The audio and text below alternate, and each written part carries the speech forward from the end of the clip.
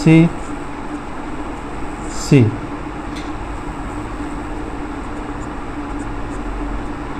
আচ্ছা, যেহেতু আলফা এটাও, তাহলে এখানে H O H, H O H, O H, sorry O H, H 3 নম্বর carbon, H O H, H CH2 OH, 1 prime, 2 prime, 3 prime, 4 prime, 5 prime, this is the 6 prime.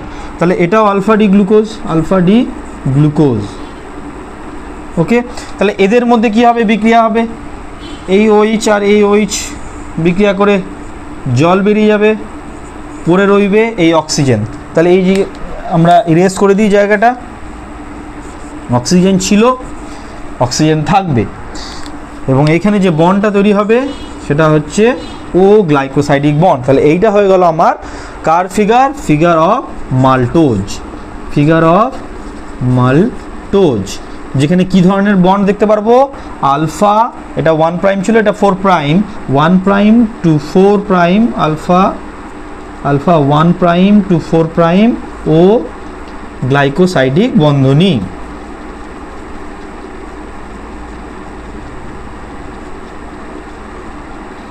কেমন?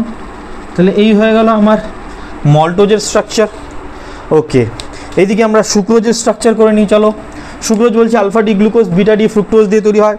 Alpha D glucose আমরা তৈরি করে নিই, এখানে alpha D glucose, আচ্ছা এটা 1 নম্বর। 2 নম্বরে আমরা এখানে আলফা ডি গ্লুকোজ তৈরি করি আগে, C C C C C, 1 prime, 2 prime, 3 prime, 4 prime, 5 prime, CH2 OH, এখানে 5 প্রাইম থাকবে, আমরা জানি 1 prime, 2 prime, 3 prime, 4 prime, 4 prime, 5 prime, 6 prime. Alpha ছিল তাই এখানে H হবে, OH, H, OH, এখানে OH, H, H, sorry H, OH, ওকে, এখানে একটা H, CH2H, এটা হয়ে গেল আলফা ডি গ্লুকোজ। এটা কি হয়ে গেল আমার আলফা ডি গ্লুকোজ। এর সঙ্গে আমি কার বিক্রিয়া করাবো না, beta D fructose, beta D fructose plus আমি কি করাচ্ছি, বিটা ডি ফ্রুক্টোজ। তো ফ্রুক্টোজ 6 কার্বন হলো, কিন্তু ফিউরানোজ বলয়ের মধ্যে থাকে 2 3 4। আচ্ছা, CH2OH ফ্রুক্টোজের স্ট্রাকচার, যদি এটা কিটোজ শর্করা আমরা জানি, এখানে একটা OH, এটা 1 প্রাইম, এটা 2 প্রাইম, এটা 3 প্রাইম,